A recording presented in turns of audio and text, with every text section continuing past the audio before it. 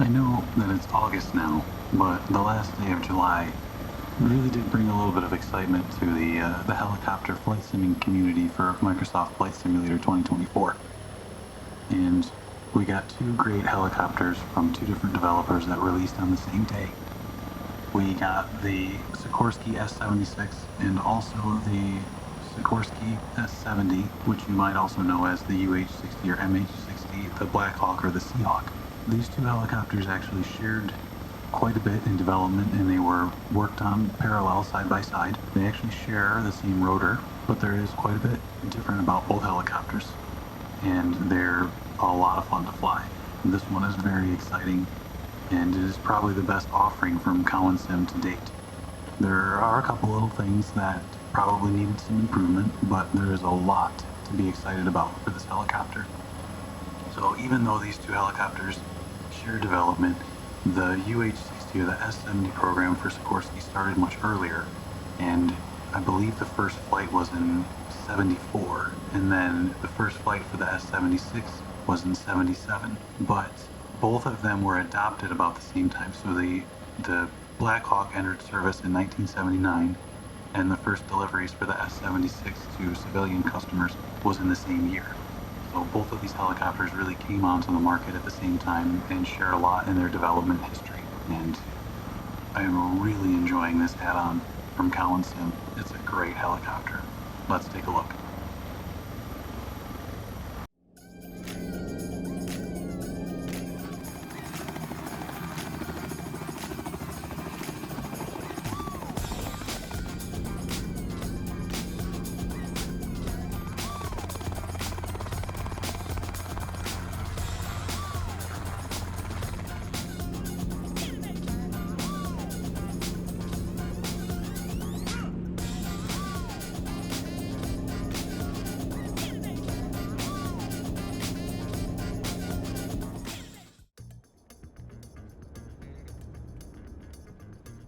We'll start off with the walk around and just take a look at the model. I think that it is of exceptional quality.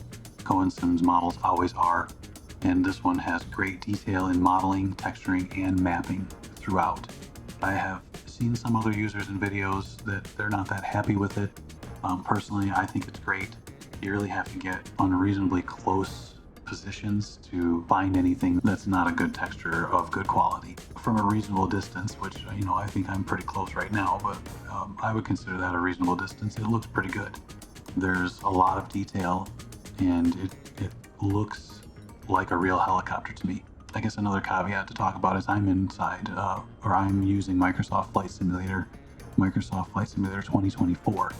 And this helicopter was not designed for 2024, it was designed for 2020. Not everything is exactly perfect working in the new sim, but I really haven't run into any problems with it, and I think the lighting model in the new sim is so much better that it looks more realistic to me.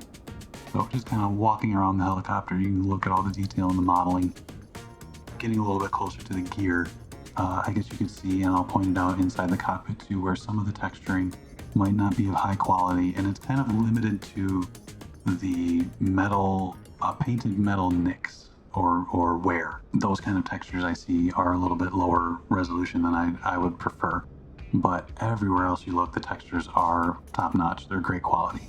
Other than that, though, that's like maybe 3% of what you might look at, but the rest of it is spectacular. You look at the way the mapping works on the tail, the way the light's hitting it, and you can even see like around the fuel tank in areas where you can tell that fuel has been spilled in the lighting map. You don't see it when you look directly at it, but when the light catches it just right, you can see a little bit of smear of fuel around the fuel cap, and that's pretty cool.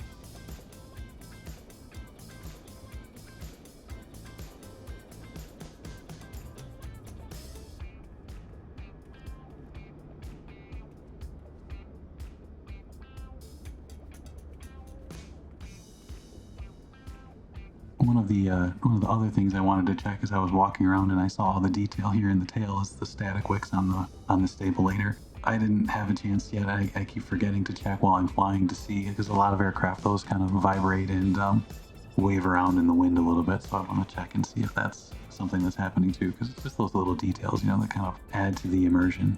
It's a great model. Like I said, I just did a walk around. This is the executive cabin. It has a couple other options for the interior. It has an offshore cabin and it has a HEMS cabin. There's a tablet inside the cockpit, and I think the cockpit in the panel looks great, and the tablet fits right in. And I think this is the first time Cowansim has used a tablet in their options, and I like it better than their old way of doing the weight and balance. So it's definitely the way to go, and I think that's going to be easier for them when they transition into development for 2024. You can see the HEMS. You can have the patient, and animates the bed, rotates out. So it's got a lot of neat features as far as detail and realism and what is offered here in the package.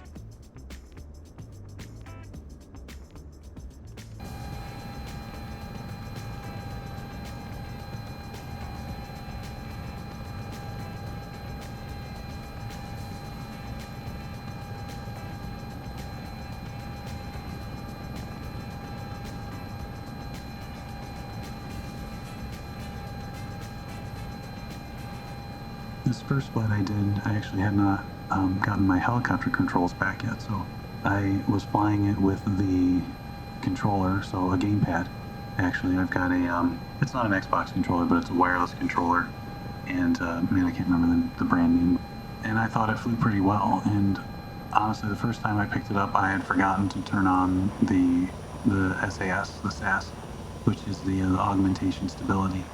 So in later flights, I turned that on too, but I found it actually pretty easy to control either way. I mean, it did fly a little bit different with the SAS off, but I expected it to actually be a little more twitchy with the SAS off, so we'll see where that develops in the future. But it flew how I expected it to with it on. It's not exactly an attitude mode when it's just in the standard. No, I can't remember. I wish I took a look down at the dash. I can't remember what that mode is called, but there is an attitude mode, and I haven't started to explore the autopilot functionality with it yet. Just so far, I've been playing around with it and hand flying it and just kind of seeing how it handles, and I'm really happy with the way that it flies.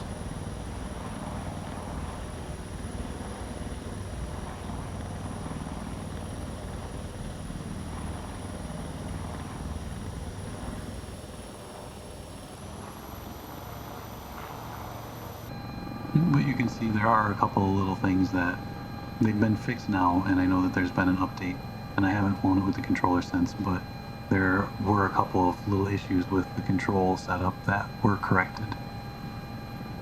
Right off the bat, there were a couple of bugs, and I think that's pretty typical for a lot of product launches, but they were corrected right away. So, the next week of updates came through, and now I think that it's all set. So I'll have to revisit the controller. My flights after this, I flew with my helicopter setup, which is a force feedback setup with a full pedal and a collective, and I was really happy flying it, both with the SAS turned on and off.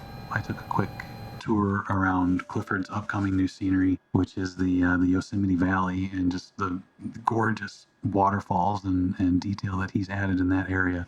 It was just kind of a perfect little area to explore with this helicopter.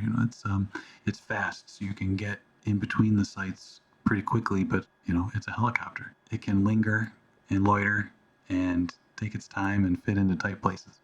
This helicopter is pretty cool. So right here, I'm just running through a quick startup. It's pretty easy to start up. So the checklist is in the tablet. It's not in the in-game tablet. So, and that was something also that was added with the update. And I haven't checked that since either, but because I haven't needed to, because the checklist is in the tablet that has the options on it. It is a little lacking in documentation on how to use the autopilot, which, for flight simmers typically isn't a problem. We often tend to go find our own real world manuals. That's that's typical, but gamers aren't used to that, right? Gamers are used to having documentation with how to use the product. It's a little bit different of an approach. There is a manual section that shows what is available in the autopilot, but as far as how to use it, there's not a lot of documentation, and that is something that the developer has acknowledged. I guess the question comes, what are we looking at for the price of what we have available to us? And I think that this is a really good helicopter as far as the systems that are available natively, flying with a native flight dynamics inside Microsoft Flight Simulator, both 2020 and 2024, and I was really happy with the way that it flies in 2024. As I get further into seeing what the autopilot functionality can do and playing around with it, doing offshore things, I'll probably do a couple more videos. Just flying it around, hand flying it, I'm really impressed with it. This is the best offering from Cowansim to date. They're an indie developer. I mean, it's a two-guy shop. Take that with what you will and decide accordingly what something is worth to you. To me, I actually think it's okay to pay a little bit more to support a product like this from an indie developer. Maybe it doesn't quite have all the polish of something from a company like Inabuilds or Carinado. Like they've got a pretty big team. When you're looking at a smaller team like this, yeah, you might pay a little bit more. They're also giving you their interpretation and their offering, and I like the way that they produce helicopters. I'm happy with their approach. I like the way their gauges look. I like the way their systems interact, and I am happy to pay what they're asking for this helicopter. It's a little bit more expensive than most of his other offerings. I think most of his helicopters are $32, but this one, after tax, came in at $40 US. But it also has a lot more to offer than any of the other helicopters that he's put on the market yet. Do I think it's worth it? I think it's worth it. Might other people not? That's up to them to decide. But I think that this is, for what it has to offer from the developer that it's coming from, I'm happy with the product for the price that it was available for.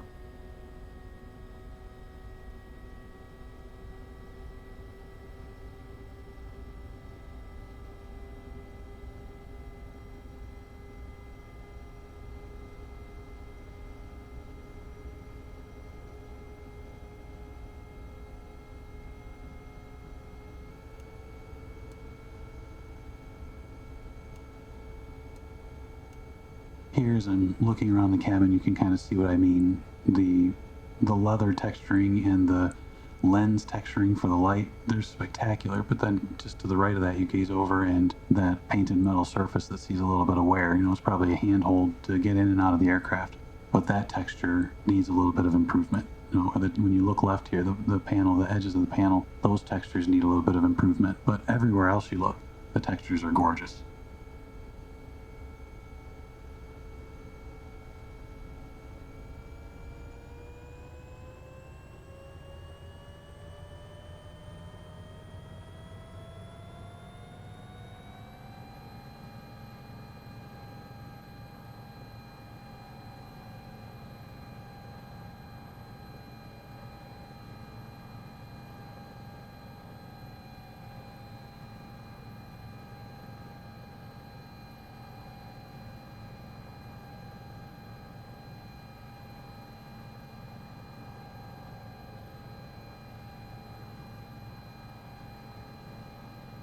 Okay, we're all spooled up and ready to go, and you can see that the AP warning light was on the dash, that I don't have it turned on.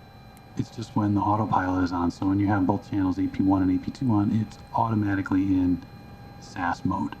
You have to change it to put it into attitude mode.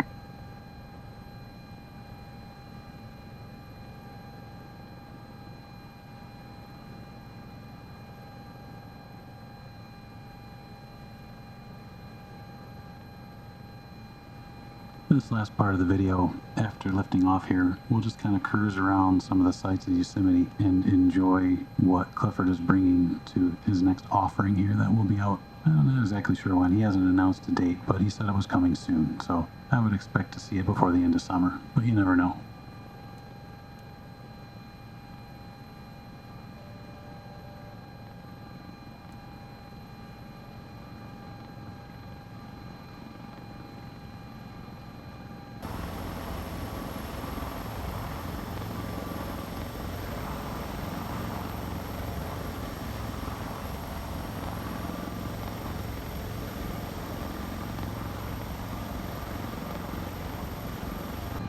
And one of these days, Microsoft will get sorted the replay functionality. The gear animation is not working properly in replays now. I don't know what happened. Somewhere in the cycle of Sim Update 3, halfway through, we received an update, and then the gear animation is choppy. It goes by stutter, not exactly stutter. The sim doesn't stutter, but it's like it goes to certain points and it doesn't smoothly animate. So, and then the nose gear and the rolling wheels don't line up with what's actually happening with the helicopter. That's all replay functionality, which some users care about, some users don't. I use it as a content creator. It helps me, but I also like to see areas where I may have underperformed or done something wrong in like my landings or approaches. So I like to replay for that aspect as well, to try to catch mistakes that I might have made and try to learn from them.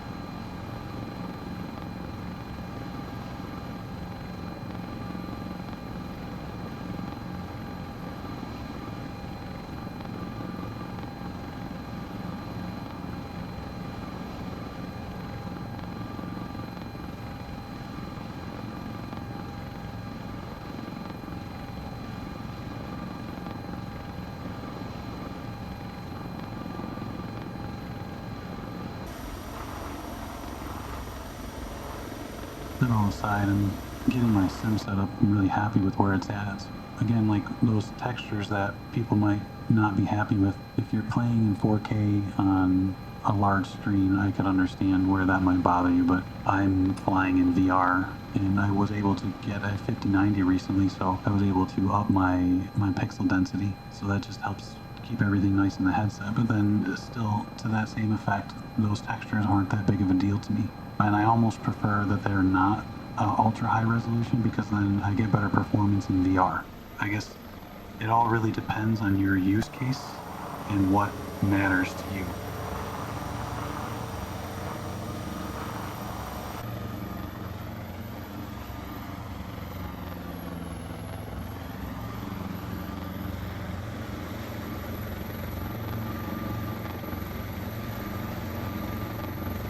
This was a fun little confined approach to do with this helicopter. Just take it slow.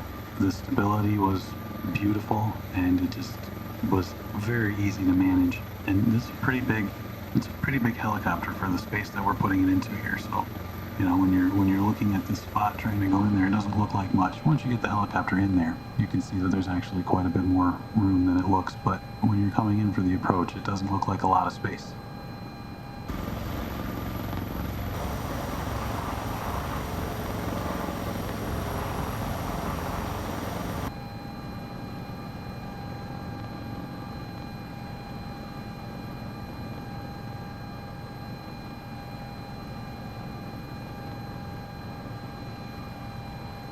But you can just see with the stability on, I'm just making very small, slight adjustments with the cyclic. It doesn't take a lot. I'm not having to make any drastic or big controls. The helicopter is just maintaining its stability, and I'm just kind of nudging and guiding it where I want it to go, which is exactly what I expect of this type of system.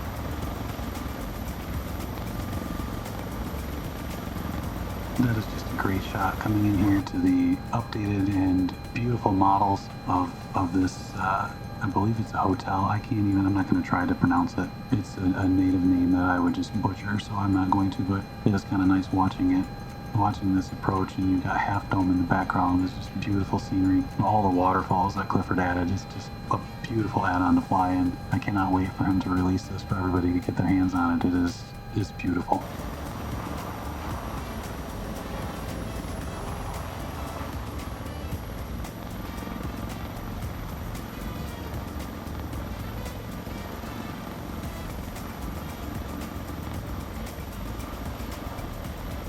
Thanks for watching.